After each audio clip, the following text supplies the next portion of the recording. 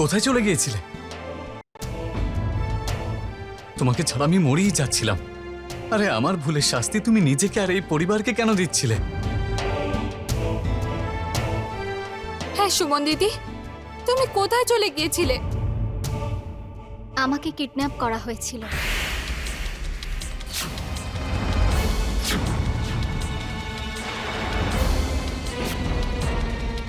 তোমাকে কিডন্যাপ করা হয়েছিল? কিন্তু কে করেছিল? বলো সুমন, তোমায় কে কিডন্যাপ করেছিল? আমি ওই কিডন্যাপারের মুখটা তো দেখতে পাইনি। আজ যখন আমি সুযোগ পেলাম তখন আমি ওখান থেকে পালিয়ে এখানে আসি। কিন্তু আমি এটা বুঝতে পারছি না, কেউ তোমাকে কেন কিডন্যাপ করতে যাবে? সুমন দিদি, যেটা হয়ে গেছে সেটা হয়ে গেছে। এবার যখন ফিরে এসেছো, বেশ, আমাদের জন্য এটাই যথেষ্ট। সুমন, এসব যা তুই দেখছিস সেটাকে ভুল বুঝিস না মা। ওই নিহারিকা মা হতে চলেছে, আর সেই সন্তানকে কার্তিকের নাম দেওয়ার জন্যে এই বিয়েটা করানো খুব দরকার ছিল। মা, আমি কার্তিককে এতটা ভালোবাসি যে ওনার একটা অন্যায় ভুলে গিয়ে আমি ওনাকে ক্ষমাও করতে পারি।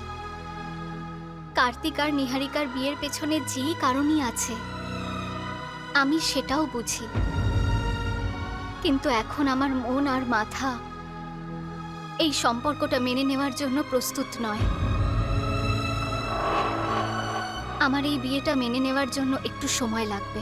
এই বিয়ে তোমার অনুমতি ছাড়া কিছুতেই হবে না। যতক্ষণ পর্যন্ত না তুমি এই সম্পর্কটাকে মন থেকে মেনে নেবে ততদিন এই বিয়ে হবে না।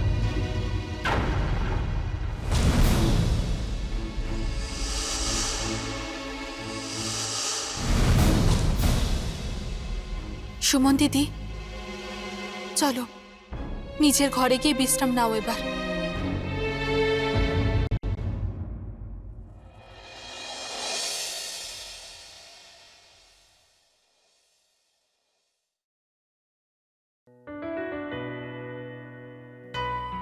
কার্তিক,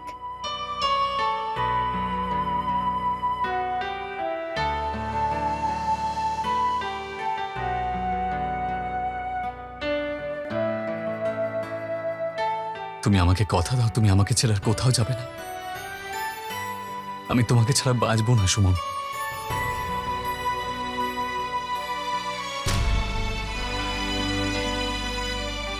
আমি তোমায় এতটা ভালোবাসি কার্তিক যে মরে গেলেও তোমার জন্য ফিরে আসব। আমি শুধু তোমাকে এটাই বলতে চাই যে যা কিছু হয়েছে তার জন্য প্লিজ তুমি নিজেকে দোষ দিও না। তোমার কোনো ভুল নেই। কিন্তু সুমন, যা হয়েছে সেটা খুবই খারাপ হয়েছে। আমার ভুলের শাস্তি তোমাকে পেতে হয়েছে। জানি না এরপরে আমাকে আরো কি কি দেখতে হবে।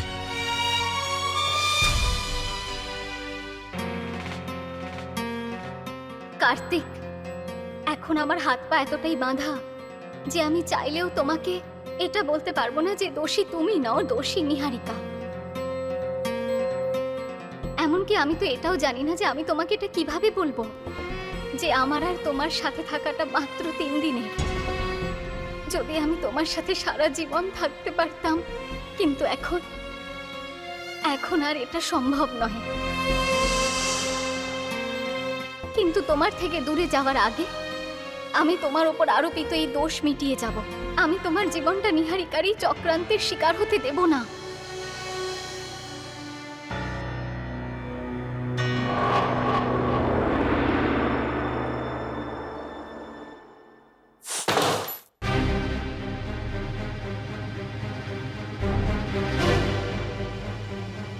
তোমার তো খুব কঠিন প্রাণ দেখছি, বেঁচে গেলে? তোমার কপাল খারাপ তাই বেঁচে গেছি। তাহলে তুমি আমার নাম করলে না কেন?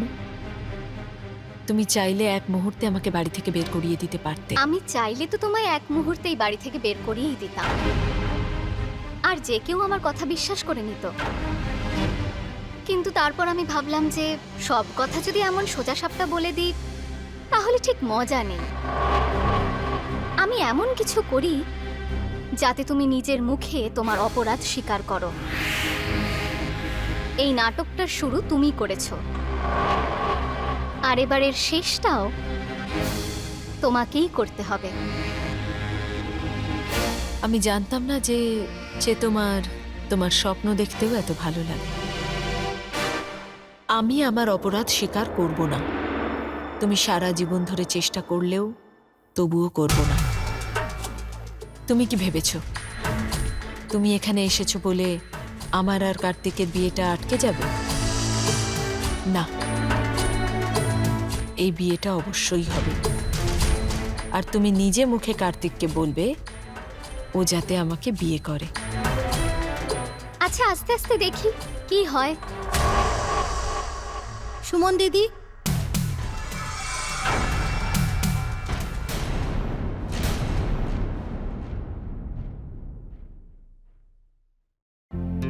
সুমন দিদি, বাইরে ইন্সপেক্টর স্যার এসেছেন। সবাই তোমাকে বাইরে ডাকছে। যে তোমাকে কিডন্যাপ করেছিল তার ব্যাপারে তোমার যা মনে আছে সবকিছু খুলে বলো। চলো।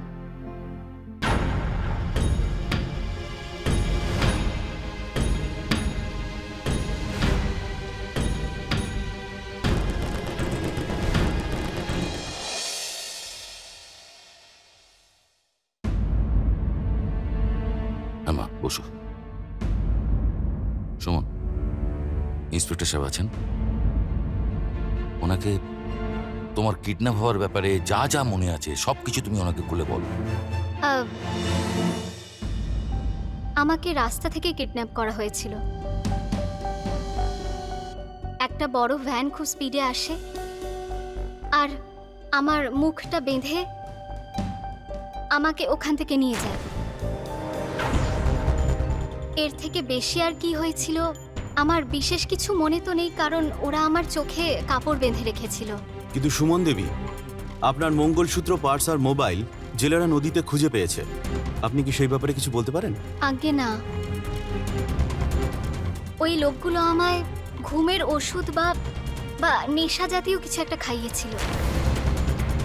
আর ওই ওষুধটা খাওয়ার পর ওখানে কখন কিভাবে কি হয়েছিল আমার কিচ্ছু মনে নেই। ঠাকুর সাহেব, উনি আমাদেরকে যা কিছু বললেন এতক্ষণ ধরে সেসব শুনে আমরা কিন্তু কোনো সিদ্ধান্তে আসতে পারছি না। সেই কারণে এক্ষুনি আমরা কোনো অ্যাকশন নিতেই পারবো না। ওয়েল, সুমন দেবী, যদি এর পরে আপনার কোনো কথা বা কোনো কিছু মনে পড়ে তাহলে প্লিজ আপনি তাড়াতাড়ি করে পুলিশকে জানাবেন।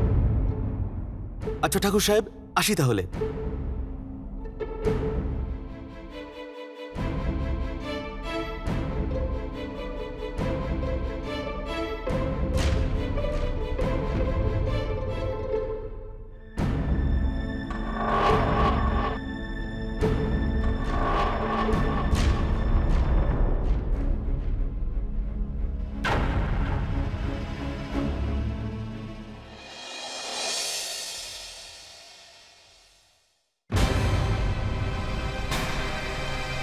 আরে, দ্বিতীয় নিয়ম, জলের কাছে যেতে পারবে না। রামদা, রামদা, দাদা দেখুন এখানে কতটা জল পড়ে আছে। এটা তাড়াতাড়ি পরিষ্কার করে নিন, না হলে কেউ পা পিছলে পড়ে যাবে।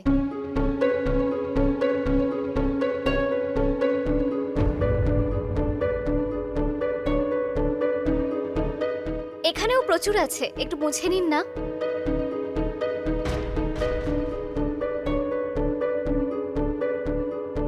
সুমন দিদি, তুমি ছাড়ো এসব, চলো এখন আমার সাথে। এসো। পারো, কোথায় নিয়ে যাচ্ছ? পারো, কি হয়েছে বলো।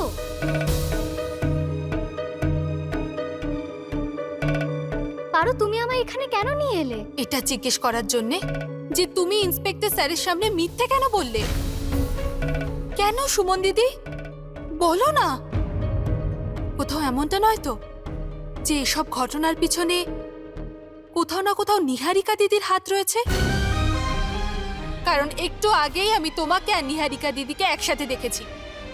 আরে কেউ মানুক আর না মানুক, কিন্তু এই বাড়িতে আর তোমার জীবনে যা কিছু হচ্ছে সবকিছুর পিছনে ওই নিহারিকারই হাত রয়েছে। খুব ভালোবাসো না তুমি আমায়? হ্যাঁ দিদি। তাহলে আমার উপর ভরসা রাখো পারো। সঠিক সময় এলেই আমি তোমাকে সব সত্যি কথা বলে দেব। এখন তোমায় আমার সমস্ত কথা শুনতে হবে আর মানতেও হবে। তুমি তোমার সুমন্দির পাশে থাকবে তো? দিদি, তোমার পারো সারা জীবন ধরে তোমার পাশেই থাকবে।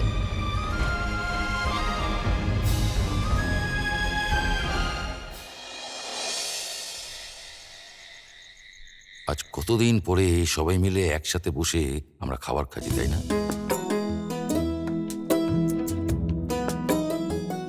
সুমন, মা তুই খাবার খাচ্ছিস না কেন? মা আমি খাবার খেতে পারবো না। আজ আমি ব্রত করেছি তাই। ব্রত? আচ্ছা ঠিক আছে, তোর জন্য আপেল কেটে দিচ্ছি, তুই আপেল খেয়ে নে কেমন? তোমার জন্য খাওয়া দাওয়া অ্যালাউড না।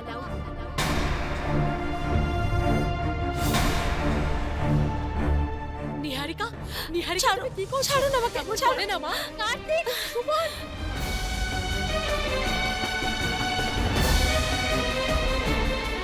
নিহারিকা, নিহারিকা তুমি কি করছো?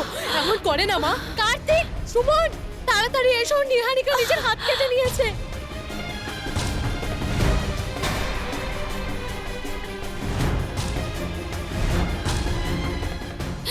আমাকে এটা কি ছেড়ে করলে? দিন, আমাকে মরে যেতে দিন, আমাকে আটকাবেন না। এমন বলে না মা, ছেড়ে দিন, আমাকে মরে যেতে দিন। ডাক্তারকে ফোন করে ডাকো।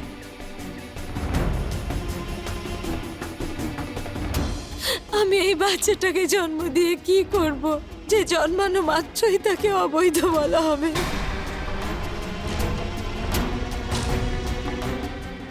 এখন যখন সুমন ফিরে এসেছে, ও কার্তিক আর আমার বিয়েটা হতে দেবে না। সেটা যতই নামমাত্র বিয়ে হোক না কেন, কোনো মেয়ে তার স্বামীকে অন্য কারোর সাথে দেখতে পারে না। তাই আমার মরে যাওয়াটাই ভালো। এমন বলে না। কিন্তু মা, মরে যাওয়াটা তো কোনো সমস্যার সমাধান নয়।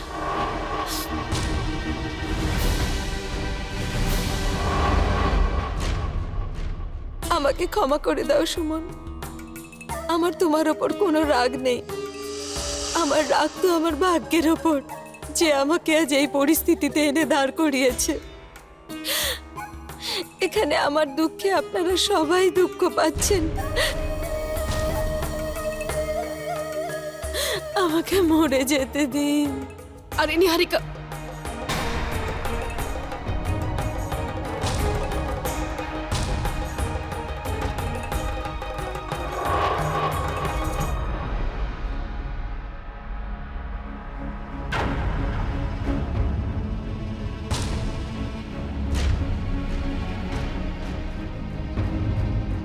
ডাক্তারবাবু, কোনো ভয়ের ব্যাপার নেই তো না? এটা তো ভালো যে খুব বেশি কাটেনি, আর ওনার যে মেন নার্ভটা কেটে যায়নি। না হলে আমি এখানে আসার আগে কিছু একটা হয়ে যেত। আমি তাহলে আসি। এটা নিয়ে দ্বিতীয়বার চেষ্টা করলো নিজেকে মেরে ফেলার। প্রাণ দেওয়া যেন একটা খেলার বিষয় হয়ে দাঁড়িয়েছে। কিছু ঘটলো কি ঘটলো না, মহারানী নিজের হাত কাটার নাটক করতে শুরু করেছে। তুমি তোমার মুখটা একটু বন্ধ রাখবে? চুপ থাকার মতো কিছু হলে চুপই থাকতাম।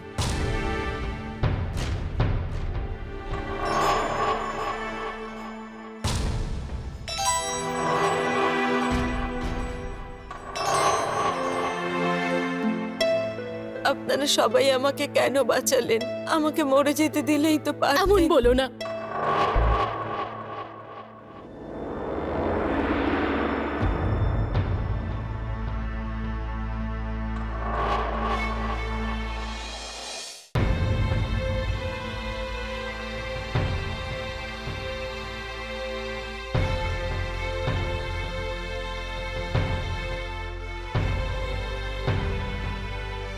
কার্তিক, আমি জানি তোমার মনের ওপর এখন ঝড় বইছে, কিন্তু তার জন্য তুমি নিজেকে দোষ দিও না। তাহলে কি করবো সুমন? আর কোনো রাস্তাও তো খুঁজে পাচ্ছি না। একদিকে আমার ভালোবাসা, আমার সর্বস্ব, আর অন্যদিকে আমার ভুলের প্রায়শ্চিত্ত, আমার কর্তব্য। বুঝতেই পারছি না যে আমার কি করা উচিত। কিন্তু আমি জানি তোমাকে কি করতে হবে।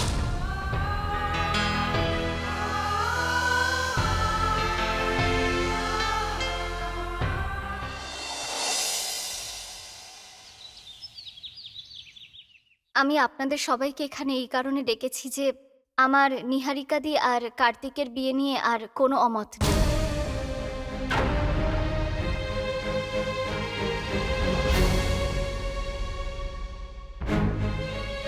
সুমন দিদি, এটা তুমি কি বলছো?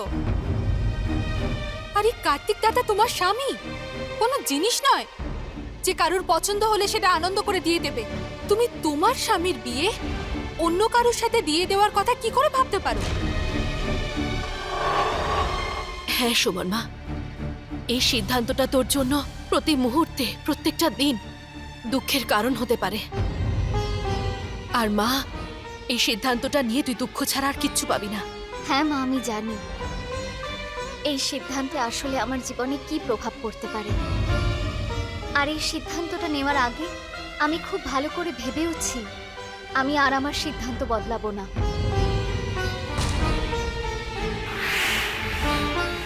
আজ থেকে ঠিক 3 দিন পর নিহারিকা আর কার্তিক বিবাহের বন্ধনে আবদ্ধ হবে।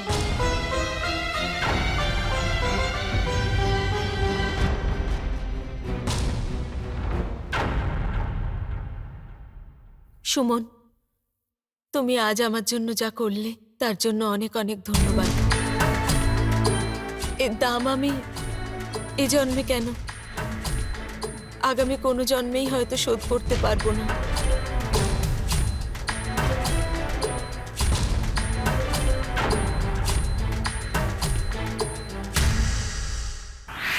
মানতেই হচ্ছে সুমন, কত মহান তুমি, কত সহজে তুমি কার্তিক আর আমার বিয়ের জন্য রাজি হয়ে গেলে। আমার নিজেকে নিজে দেওয়া কথা আমি রেখেছি। একটা প্রতিজ্ঞা তো আমিও করেছিলাম নিহারিকা, আর আমিও কিন্তু সেগুলো ভুলে যাওয়ার মেয়ে নই। এই 3 দিনের মধ্যেই আমি তোমার জয়কে তোমার হারে পরিণত করব। আগামী 3 দিনের মধ্যে পরিবারের সবার সামনে তুমি নিজের মুখে নিজের অপরাধ স্বীকার করবে।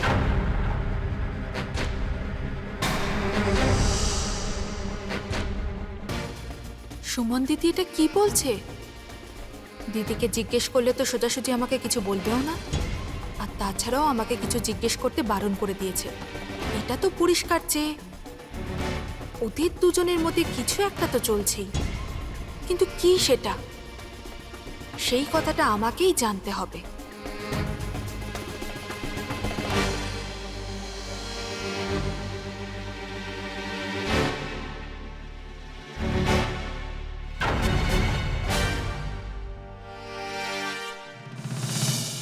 আরে একটু সাবধানে নিহারিকা, কি হয়েছে? ভয়ের চোটে দেখছি এখন থেকেই হোঁচট খাওয়া শুরু।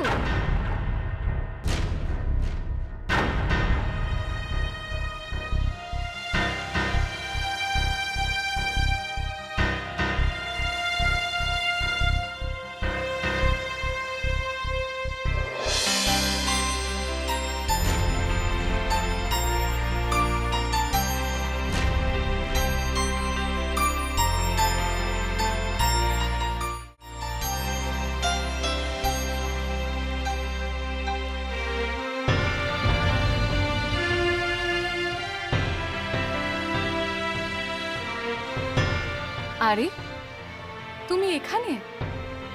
আর আমি সারা বাড়ি তোমায় খুঁজছি। এই নাও চা। তুমি এখানে কি করছো? কিছু না সুমন, পার করে আসা সময়গুলোকে মনে করছি। তোমার মনে আছে আমাদের সম্পর্কের শুরুটা এখান থেকেই হয়েছিল, আর আজকে তুমি এরকম একটা সিদ্ধান্ত। কার্তিক, আজ আমি এই সিদ্ধান্তটা নিয়েছি তার কারণ কারণ আমি তোমার মন আর মাথার শান্তি চাই। কিন্তু সুমন, তোমার মনের অবস্থাটা? আমার ওপরবালার ওপর সম্পূর্ণ আস্থা আছে, যার হাতে সবার জীবনের সুতোগুলো আছে সে কখনো ভুল করতেই পারে না।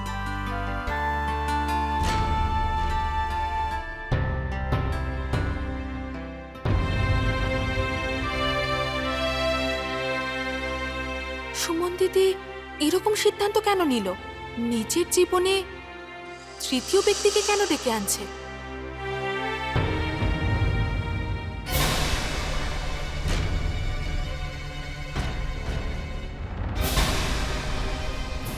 পারো সুমন দিদি, আমি জল নিয়ে আসছি। না পারো, জল নয়, তুমি তাড়াতাড়ি শুকনো আটা নিয়ে এসো। শুকনো আটা? হ্যাঁ, জল নয়।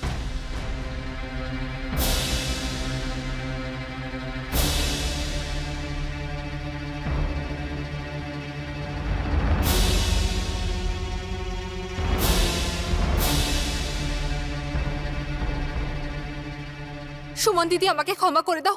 আমার জন্য তোমার কত কষ্ট হলো, কি লেগেছে তোমার হয়তো। পারো, আমি ঠিক আছি, আমার কিচ্ছু হয়নি।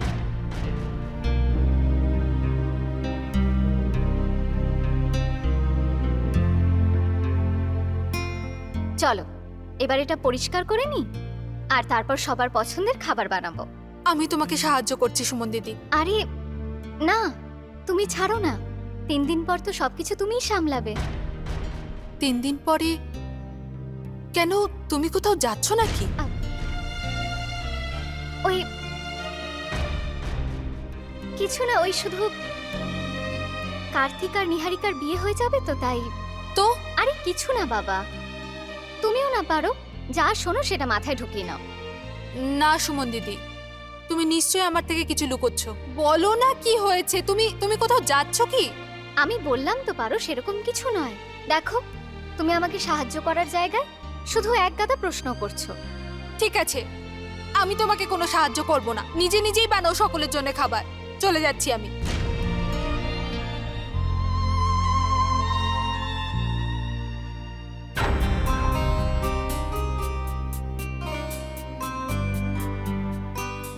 আরে পারো, কোথায় যাচ্ছ দৌড়ে দৌড়ে? এদিকে এসো।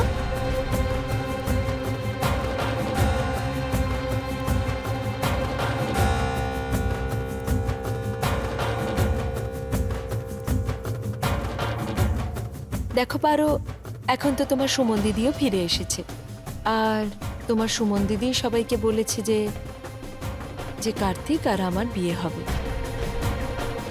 এবার তো তুমি আমার বিয়ের জন্য আমাকে সাহায্য করবে। হ্যাঁ হ্যাঁ, কেন করব না? আর তুমি যে অন্যায়টা করেছো, যখন সেটা সকলের সামনে চলে আসবে তখন সাহায্য করব তো, তোমাকে জেলে পাঠাতে। আমি ঠিক জানি না তোমার আর সুমন দিদির মধ্যে কি চলছে, কিন্তু একটা কথা ঠিক, জয় আমার সুমন দিদিরই হবে।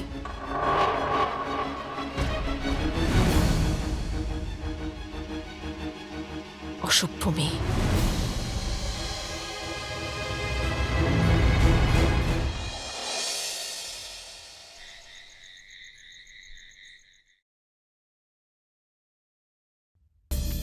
দাদু, আজ আমি সবার পছন্দের রান্না করেছি। আপনার জন্য আলুর পরোটা, ঠাকুমার জন্য বেগুনের ভর্তা, আর বাবার জন্য পনিরের তরকারি। আরে সুমন, তুমি এত সবকিছু একা কেন করলে? আমাকে ডাকলে পারতে, আমিও তোমাকে সাহায্য করতাম। না দিদি, তুমি আমার সাহায্য পরেই করো বরং।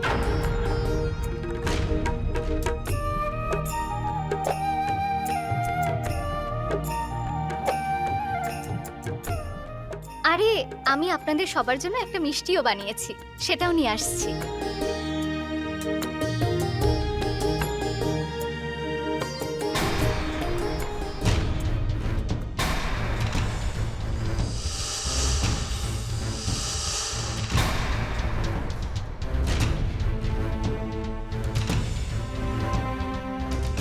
আমাকে তো এক্ষুনি ওই মন্ত্র দেওয়া জলটা খেতে হবে, না হলে আমি আবার আত্মা হয়ে যাব।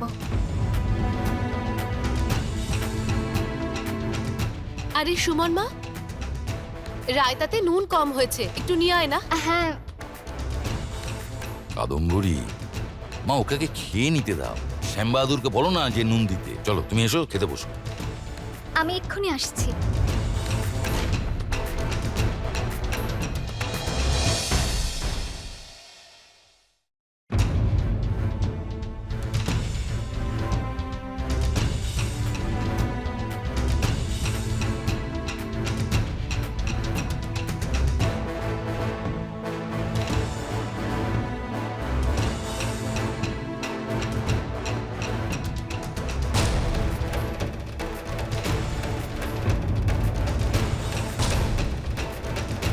সুমন,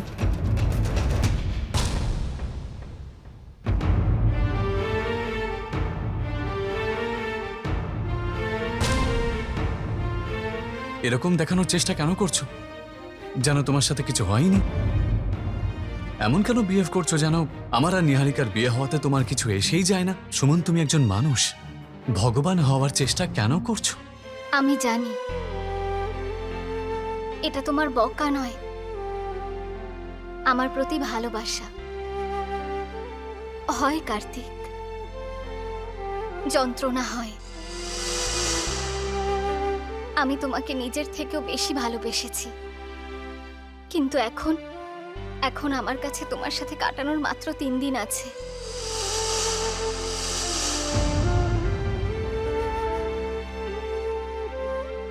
তারপর আমায় তোমাকে নিহারিকাদির সাথে ভাগ করতে হবে। এই জন্য আমি তোমার সাথে কাটানো প্রত্যেকটা মুহূর্ত হাসি খুশিতে কাটাতে চাই।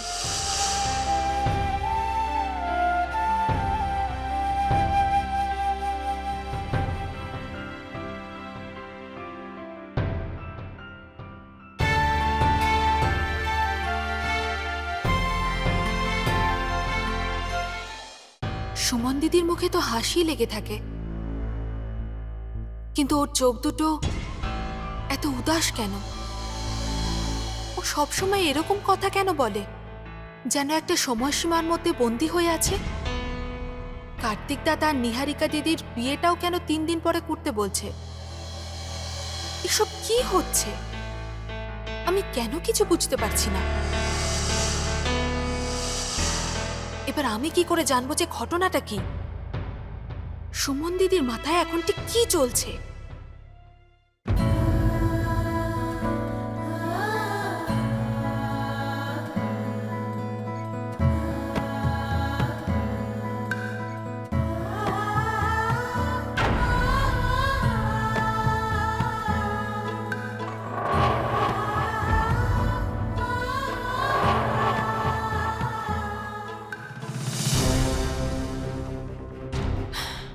কেঁদে নাও, মন খুলে কেঁদে নাও। এখন তো তোমায় ফটো নিয়েই সন্তুষ্ট থাকতে হবে, কারণ কার্তিক খুব শিগগিরই আমার হয়ে যাবে। তো আচ্ছা, এই শাড়িটাই আমায় কেমন লাগছে? তোমার সাজ এখনো সম্পূর্ণ হয়নি। ওইদিকে যাও, আমার ড্রেসিং টেবিলে কয়েকটা গয়না রাখা আছে, যাও সেগুলোও পরে নাও। তারপর নিজেকে আয়নায় দেখো।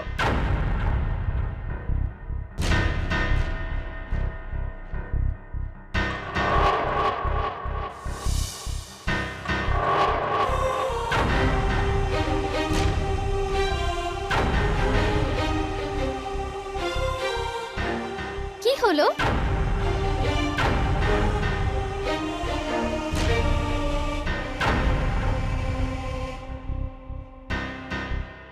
না, কিছু হয়নি তো।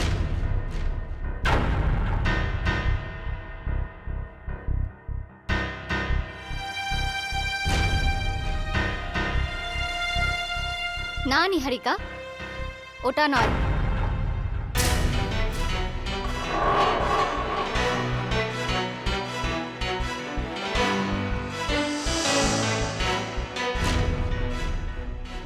কেন?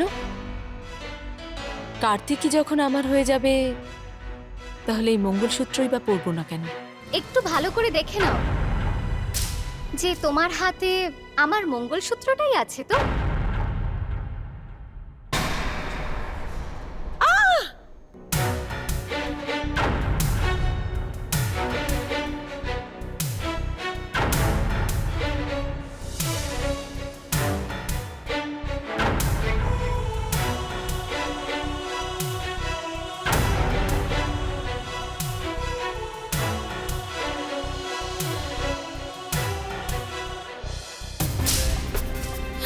আরে আরে নিহারিকা, ওর আবার কি হলো? সুমন দিদি, ও তো এমন ভাবে পালিয়ে গেল যেন মনে হচ্ছে ভূত দেখেছে। হতে পারে, হয়তো বিষে বিষে বিষক্ষয় হয়তো শুরু হয়ে গেছে।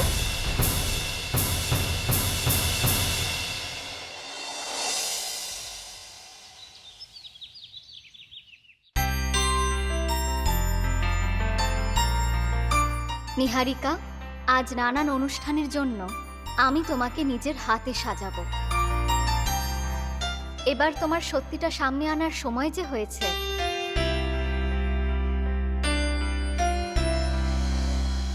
নিহারিকা দি, সুমন, আমি জানতে পেরেছি যে তুমি টুকটাক করতে পারো। এই যে কাল রাত থেকে তুমি যা সব করছো না, সেগুলো করা বন্ধ করো। আরে না না নিহারিকা দি, আমি তোমার সাথে এমনটা কেন করব? আরে আমি তো এখানে তোমায় বিয়ের নানান অনুষ্ঠানের জন্য তৈরি করতে এসেছি। দেখো, চলো আমি তোমায় নিজের হাতে সাজিয়ে দিই। চলো। শাড়ি তো পরে নিয়েছো, বসো আমি তোমায় গয়না পরিয়ে দিই।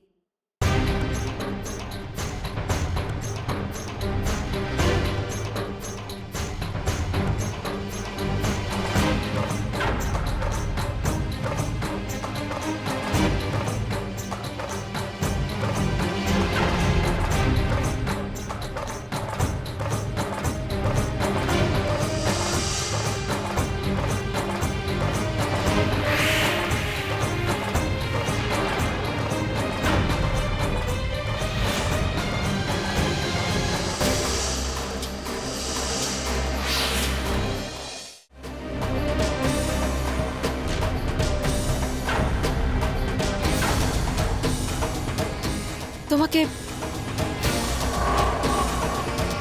তোমাকে আয়নায় কেন দেখা যাচ্ছে না? কারণ আমি মরে গেছি নিহারিকা।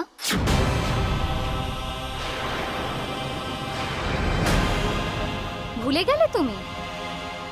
তুমি নিজের হাতে আমাকে মেরে ফেলেছো।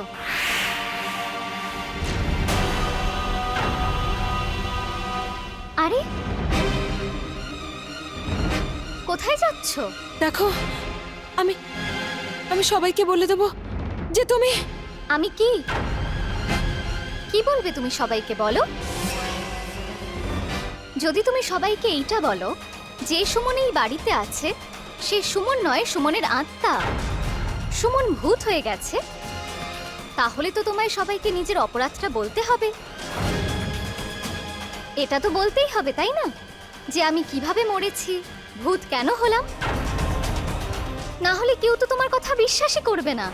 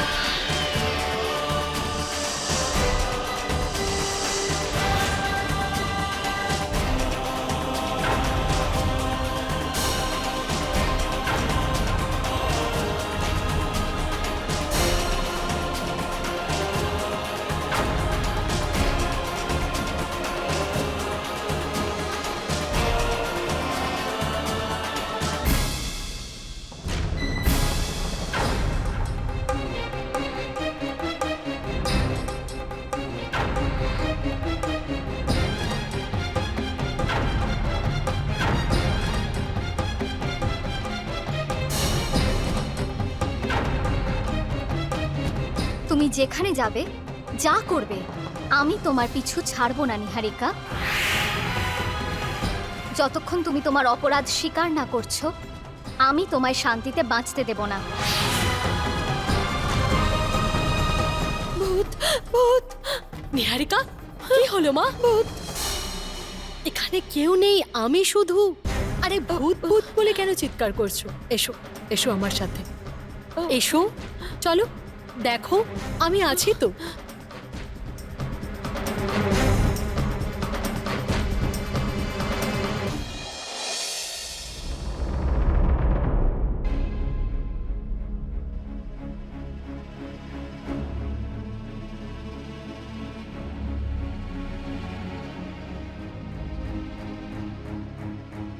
সুমন কি সত্যি ভূত হয়ে গেছে, নাকি শুধু আমাকে ভয় দেখাচ্ছে? আমাকে আমাকে খোঁজ নিতেই হবে। ও কি সত্যিই মরে গেছে, নাকি টুকটাক করে আমাকে ফাঁসানোর চেষ্টা করছে?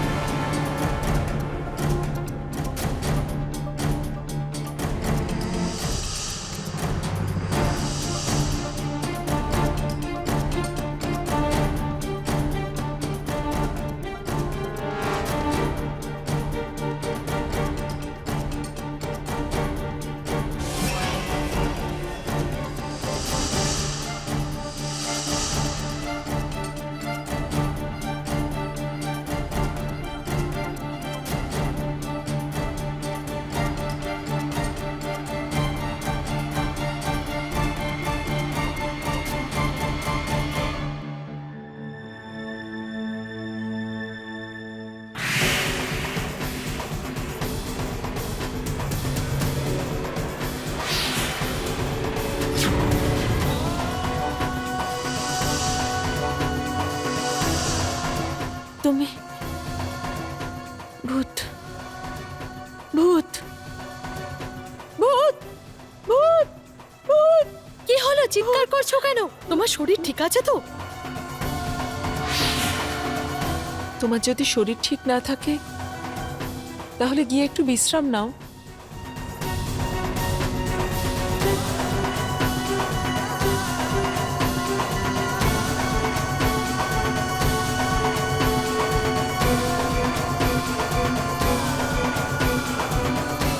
কি হলো, আনন্দ পেলে তো?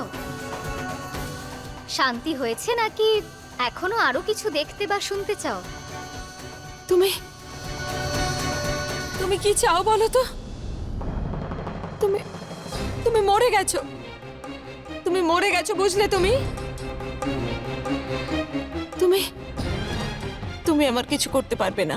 যদি আমি তোমার কোনো ক্ষতি নাই করতে পারি, তাহলে তুমি এত ভয় কেন পাচ্ছ? আর তাছাড়াও নিহারিকা, আমি তোমার কোনো ক্ষতি করব না। যা কিছু ক্ষতি হবে সেটা তুমি নিজেই করবে। আমি তো এখানে শুধু তোমার ধ্বংসের নাটক দেখতে এসেছি।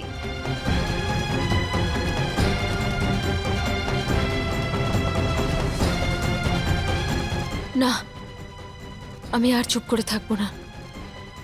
আমাকে কিছু করতেই হবে, আমাকে কিছু করতেই হবে।